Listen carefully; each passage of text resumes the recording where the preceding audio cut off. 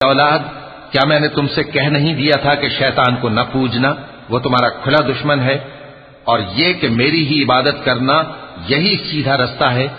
اور اس نے تم میں سے بہت سی خلقت کو گمراہ کر دیا تھا، تو کیا تم سمجھتے نہیں تھے؟